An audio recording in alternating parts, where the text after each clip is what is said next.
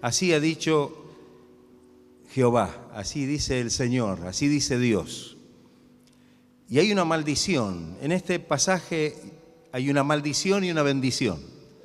La maldición dice, maldito el varón, estamos hablando genéricamente, no habla del hombre, sino del ser humano, que confía en el hombre, que confía en la fuerza humana y pone carne por su brazo y su corazón se aparta de Jehová.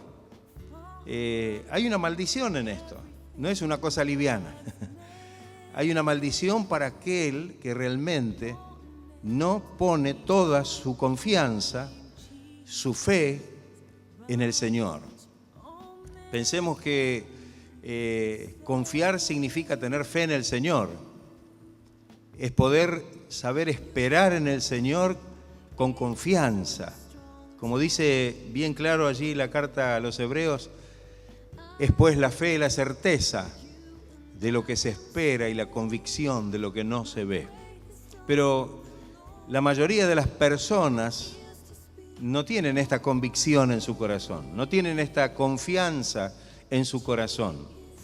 Pero evidentemente nosotros como cristianos, como creyentes, tenemos que tener bien arraigada esta fe, esta confianza, esta convicción en nuestros corazones. Jeremías no le está hablando a un pueblo inconverso. Jeremías le está hablando de parte de Dios a un pueblo que era el pueblo de Dios. Sin embargo, estaba diciendo estas cosas. Es como si hoy dijéramos a los creyentes esta misma palabra. ¿Acaso puede ser que haya quienes se creen o piensan que son creyentes que no confíen en el Señor, que no hayan puesto en el Señor su confianza, su esperanza? Y creo que muchas veces pasa esto. Muchas veces cuando vemos cristianos que se desesperan, nos damos cuenta que están flojos en la fe, están flojos en la confianza y están flojos en la esperanza. Y esto cuando miramos no solo el Antiguo Testamento, miramos el Nuevo Testamento, miramos los Evangelios, aún lo vemos en los discípulos en más de una oportunidad, que a pesar de conocer el poder, la gracia, la gloria del Señor y estar junto al Señor, sin embargo, en más de una oportunidad su fe falló. Y el Señor tuvo que reprocharles esa falta de fe. Cuando estaban allí en el mar de Galilea, en la barca, y se levanta la tempestad, la tormenta, Jesús estaba, dice, durmiendo en la barca, en la parte más baja, y empezaron a desesperarse. Desesperarse significa perder la esperanza, perder la confianza. Y en principio lo que hicieron es tratar de hacer lo posible por sus propios medios, con su propia sabiduría, con sus propias fuerzas, de poder mejorar la situación en medio de la tormenta, en medio del problema, en medio de la dificultad, pero dice que la tormenta era cada vez más fuerte. Y cuando vieron que ya no tenían ninguna oportunidad de sobrevivir a la tormenta en esa situación, fueron a clamar al Señor. Inclusive la forma en que fueron a clamar al Señor nos llama poderosamente la atención. Porque hasta como que fueron a reprocharle al Señor, ¿no? Fueron al Señor y le dice, Señor, ¿no tienes cuidado de nosotros que perecemos? ¿Alguna vez usted le reprochó algo al Señor? No, somos todos buenos. Pero ¿cuántas veces a lo mejor en la desesperación, en la pérdida de la esperanza, en el hecho de tener una fe débil o una confianza que no cubre realmente las expectativas, hemos tal vez reclamado a Dios con una especie de como una especie de reproche? ¿No tienes cuidado de nosotros que perecemos? Y dice que Jesús los vio de una manera terrible, desesperados. Y el Señor dice que parándose frente a la tormenta y a la tempestad en el mar, el Señor la calmó. Dio su palabra y la tormenta y las olas y el viento cesaron. Y dice que se hizo grande bonanza. Se tranquilizó todo. De todas maneras, cuando estaba todo tranquilo, el Señor le dice a los discípulos, ¿qué les dice? Los felicito, están muy bien, qué buena actitud han tenido. No, les reprocha Jesús a ellos y les dice, ¿dónde está vuestra fe? ¿Dónde está vuestra confianza? Y nos damos cuenta entonces que bien merece este mensaje que pueda llegar a nosotros, porque quizá en algún momento nos ha pasado o nos pueda pasar y podamos recordar la palabra del Señor que nos viene por medio del Espíritu Santo, y en ese momento en que humanamente tendemos a flaquear y a desesperarnos, poner nuestra confianza en el Señor. Porque la desconfianza, la desesperanza, evidentemente trae la derrota, trae la maldición. No podemos solucionar las cosas con nuestra propia fuerza, con nuestra propia sabiduría, como bien dice aquí este texto, el versículo 5. Necesitamos tener toda la convicción y la confianza puesta en el Señor. Porque el que no pone su confianza en el Señor, y aquí el Señor usa una metáfora, es como la retama, como esa planta media seca que crece en el desierto, Y dice, y no verá cuando viene el bien. Es decir, que la condición de la falta de fe no nos permite ver cuando viene la bendición. Y hay veces, aunque la bendición el Señor la esté enviando, no la vemos, nos seguimos quejando. No verá, nos enceguece, no nos permite ver lo que Dios está haciendo, aún a través de las circunstancias adversas y difíciles que estamos enfrentando en nuestra vida. Entonces, es como la retama en el desierto. No verá, no percibirá, no se dará cuenta cuando viene el bien. No podrá ver la bendición de Dios, sino que morará en los sequedales en el desierto, en tierra despoblada y deshabitada. Qué terrible, ¿no? El desierto no es apto para vivir. No es apto para poder vivir teniendo lo necesario inclusive. Sin embargo, el Señor nos muestra que aquel que no tiene la confianza puesta en el Señor está en esta situación. Primeramente, tiene que comprender que en vez de una bendición, está bajo una maldición.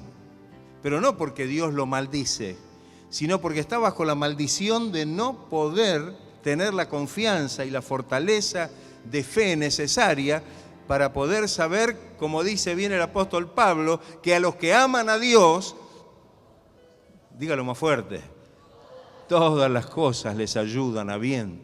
Que aunque venga el problema, la dificultad y la tormenta, sin embargo, en medio de todas estas circunstancias, Pablo sigue diciendo, somos más que vencedores por medio de aquel que nos amó. Aleluya. Gloria sea el nombre de Cristo. Qué maravilloso, ¿no? Qué maravilloso. Hay una bendición. Bendito el varón, la persona, el creyente, que confía en Jehová, el que tiene puesta su confianza en el Señor, y cuya confianza es Jehová. Es decir, que el origen de la confianza en el creyente es Dios. No soy que yo confío porque soy una persona, mire, yo tengo tantos años de creyente que ya yo soy, aprendía. No, no. Él es nuestra confianza. Amén, hermano. Es lo que Él produce en nosotros por medio del obrar de su Espíritu en nuestras vidas. Bendito aquel que confía en Jehová y cuya confianza es Jehová. Ahí está, Él es nuestra confianza. Hay problemas, dificultades, adversidades, situaciones, circunstancias, pero Él es mi confianza. Él es mi confianza. Si Él está conmigo, tengo la confianza, tengo la fe, tengo la esperanza, tengo la convicción, tengo la certeza de que el Señor aún usará estas situaciones para bendecir mi vida, para que pueda yo ser bendecido. Y a diferencia de la retama en el desierto, que no puede ver cuando viene el bien, no puede ver cuando Dios tiene un propósito de bendición, ahora la cuestión es diferente.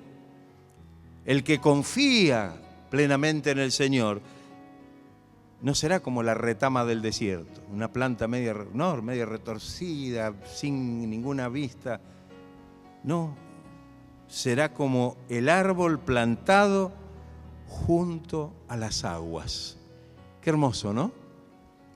No sé si usted ha viajado seguramente por nuestro país, tenemos un país muy amplio, muy grande, y si hemos pasado por algunas zonas un poco desérticas y de repente vemos un lugar verde, en el contraste de ver todo color tierra o color arena o todos, digamos, de una tonalidad tipo ocre, de repente vemos algo que contrasta y es verde y nos llama la atención. ¿Pero qué nos dice esto?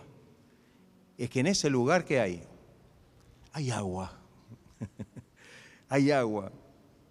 Para que esa planta pueda estar realmente con una apariencia así, es porque tiene sus raíces en un lugar donde puede beber, donde puede nutrirse de la humedad del suelo.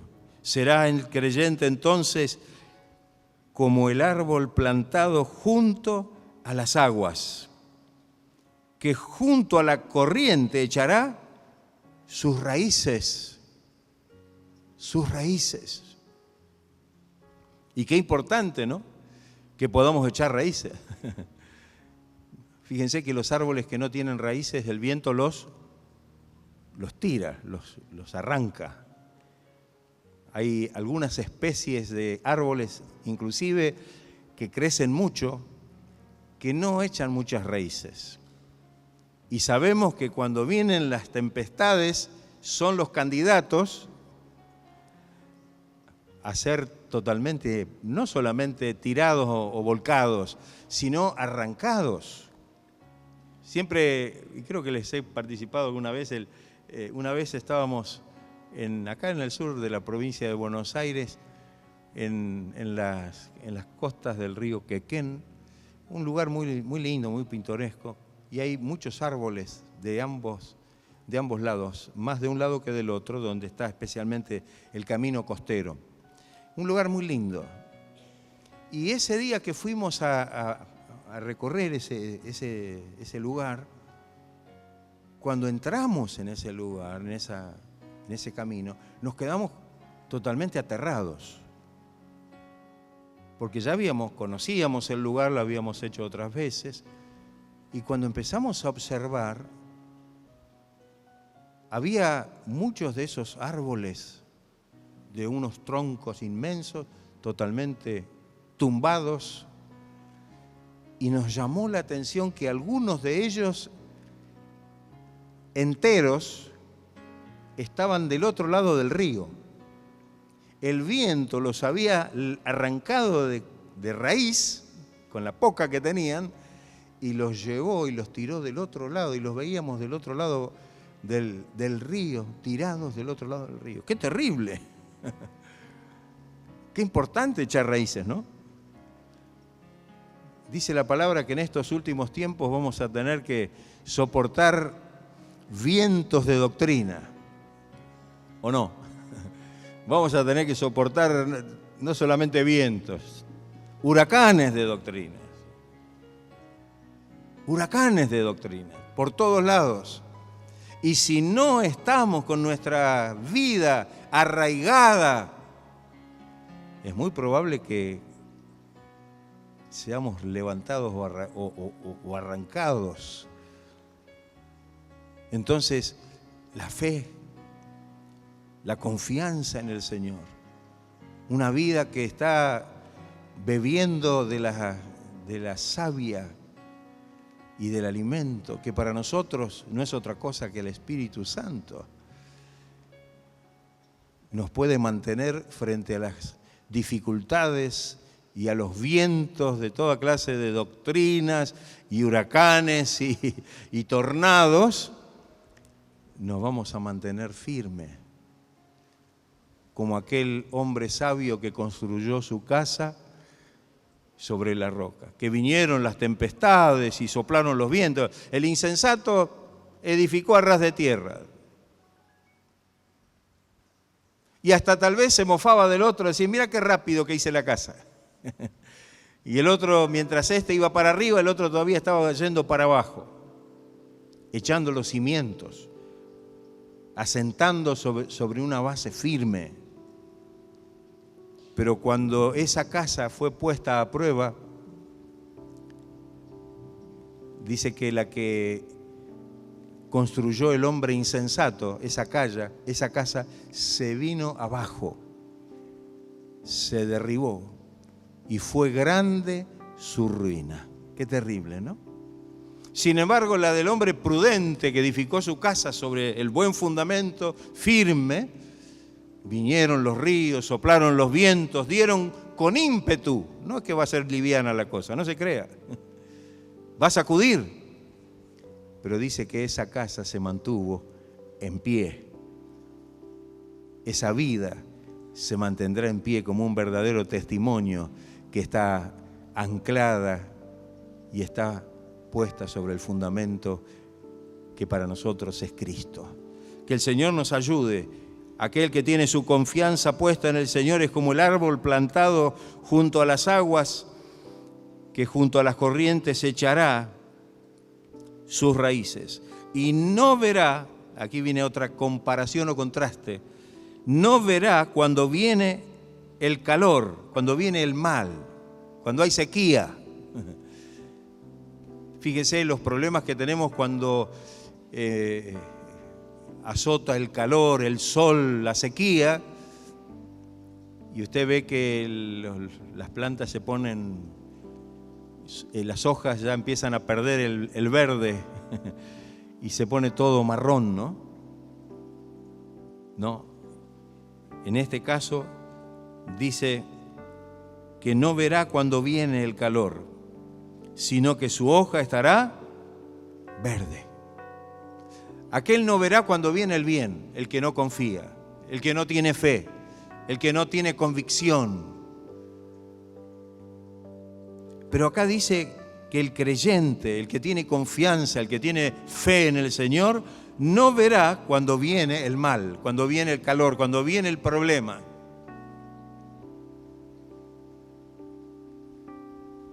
Porque tiene sus ojos. ¿Dónde tiene sus ojos? Tiene sus ojos puestos en el Señor. ¿No vio que cuando viene la dificultad y el problema y nosotros nos fijamos en el problema cada vez es más grande, cada vez es más difícil, cada vez es más profundo, cada vez es más terrible? Pero cuando tenemos nuestros ojos puestos en el Señor, cuando tenemos nuestros ojos puestos en Cristo, no veremos cuando viene el mal. Dice, en el año de sequía no se fatigará, ni dejará de dar fruto. Es como si no le pasara nada, es como si no hubiera ocurrido lo que estaba ocurriendo. No dice que no va a ocurrir, Va a venir el año de sequía, va a venir el calor. Sin embargo, dice que este árbol va a permanecer bien, firme, con sus raíces bien arraigadas, con su follaje bien verde. Y no solo eso, sino que no dejará de dar fruto. ¿Sabe que Dios nos ha puesto para que llevemos fruto, no? ¿Sabía eso usted? Fruto espiritual. Amén. El fruto espiritual. A veces pensamos que dar fruto es el trabajo de la obra.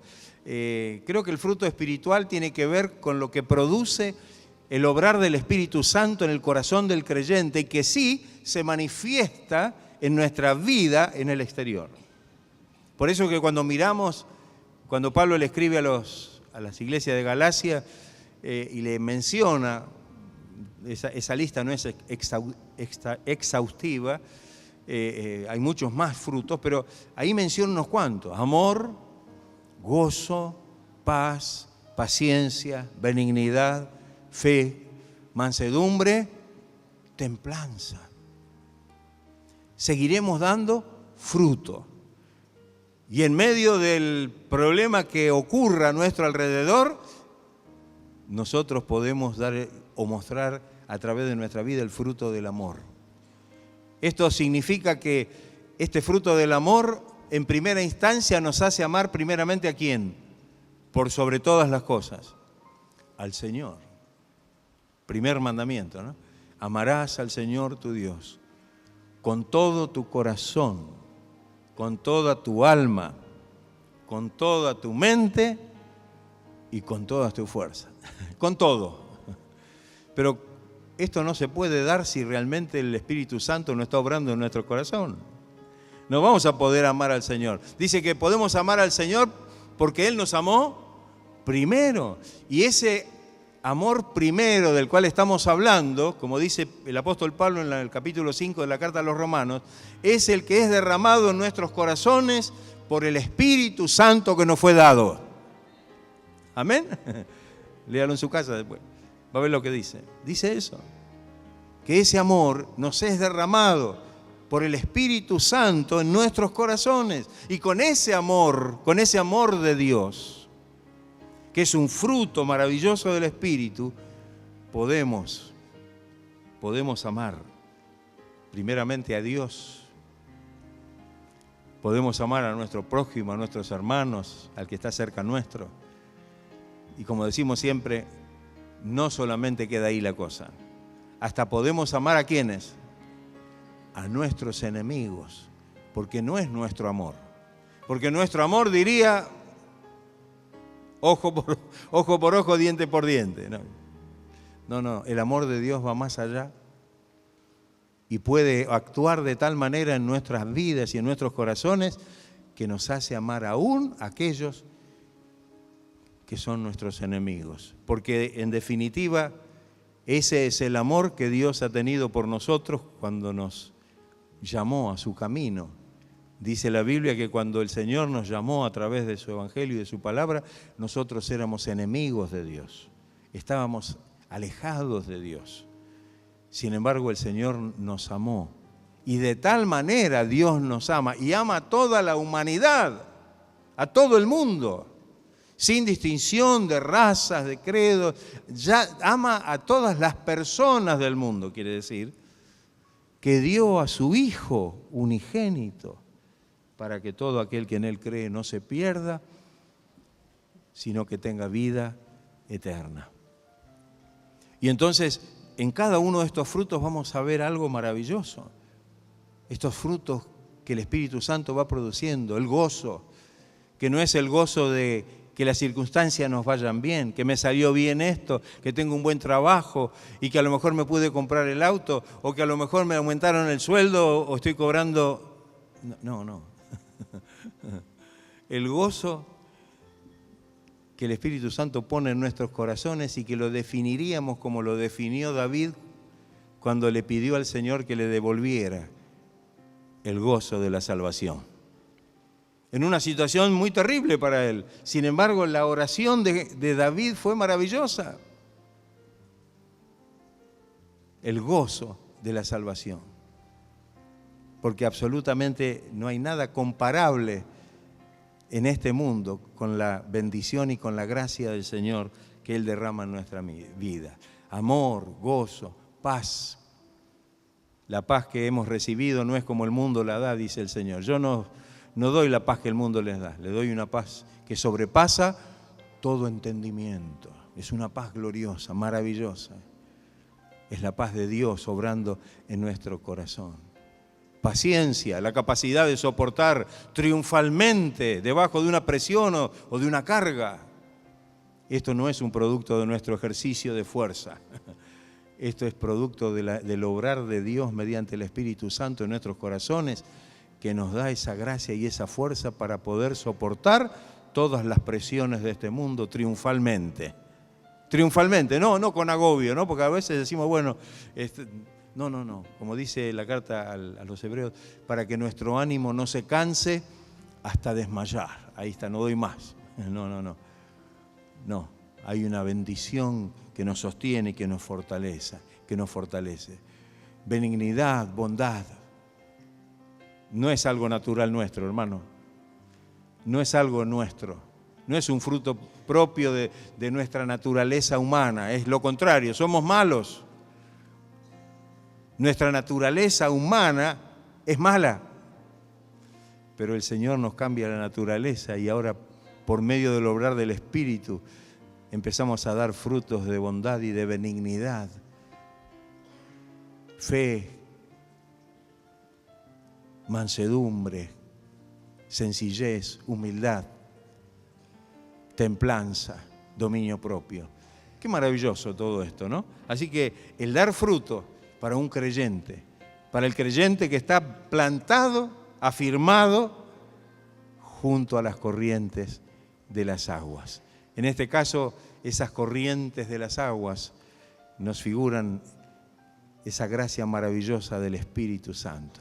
En el capítulo 4 del Evangelio de Juan, Jesús usa la metáfora o la analogía o la comparación del agua cuando habló con la samaritana. Y Jesús le hablaba a la samaritana y la samaritana no le podía entender al principio.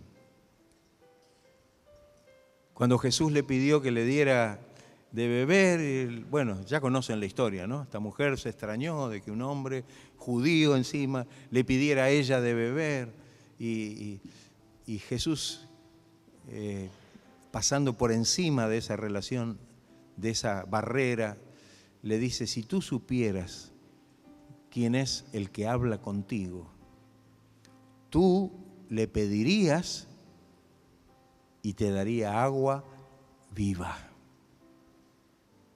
Agua viva. Qué hermoso, ¿no? Qué hermoso.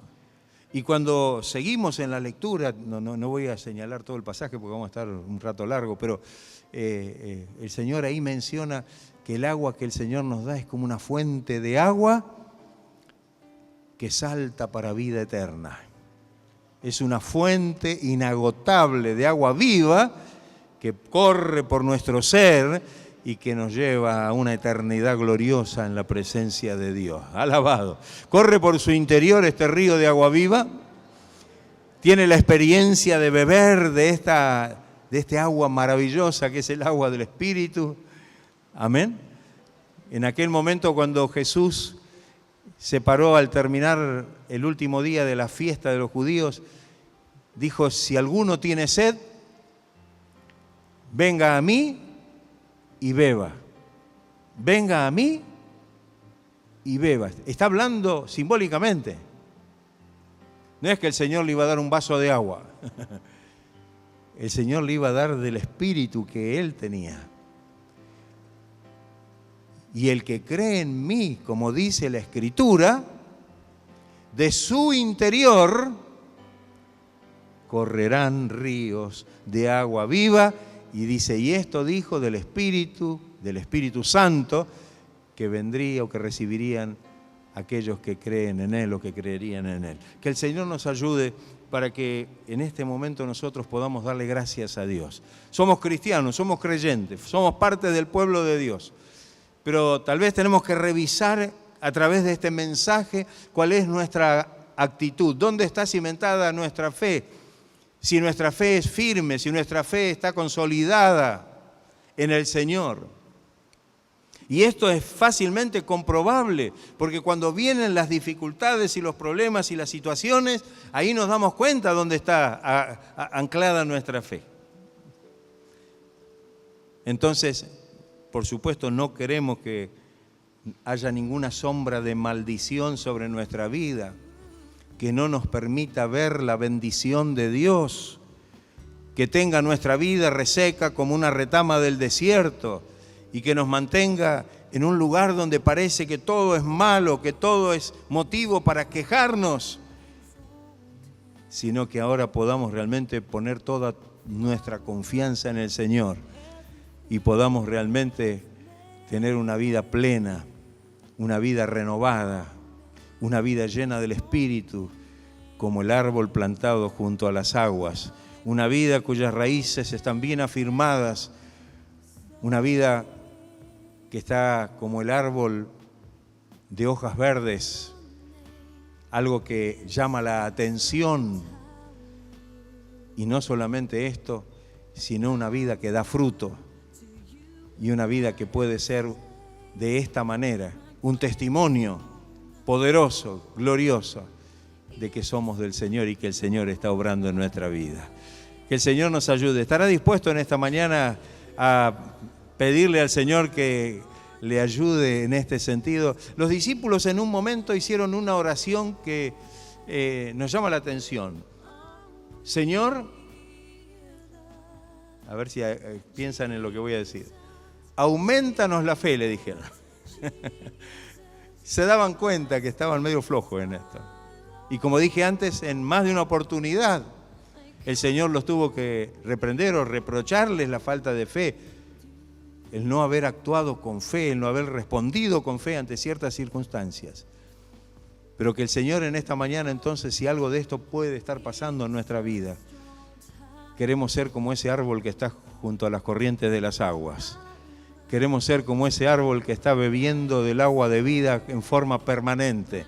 Y aún en medio de las situaciones más difíciles que puedan estar rodeando nuestra vida o que puedan estar asolando al mundo, nuestra vida está llena de vida, porque la vida es la vida que Dios nos da y es la vida que recibimos por medio del Espíritu de vida que hay en Cristo, que realmente corre por nuestro interior. Que el Señor nos ayude, que podamos realmente en esta mañana abrir nuestro corazón, que podamos acercarnos al Señor con esta convicción, ser sinceros, amén. A veces cuando uno le pregunta a la persona, ¿usted tiene fe? Sí, yo tengo una fe. Algunos dicen, tengo una fe ciega. ¡Ay, qué problema! Si tiene una fe ciega, ni siquiera ve. Una fe ciega, una fe que está enferma, que tiene una situación. No. Nuestra fe es una fe genuina, verdadera. Es una fe que el Señor es el que obra con su poder en nosotros. Dice en la carta a los Efesios capítulo 2, cuando habla de la salvación por la fe y no por obras, y dice que la fe es un don de Dios. Es algo que no lo producimos nosotros. Yo puedo tener fe en las cosas comunes. Puedo tener fe de que, bueno, mañana va a salir el sol.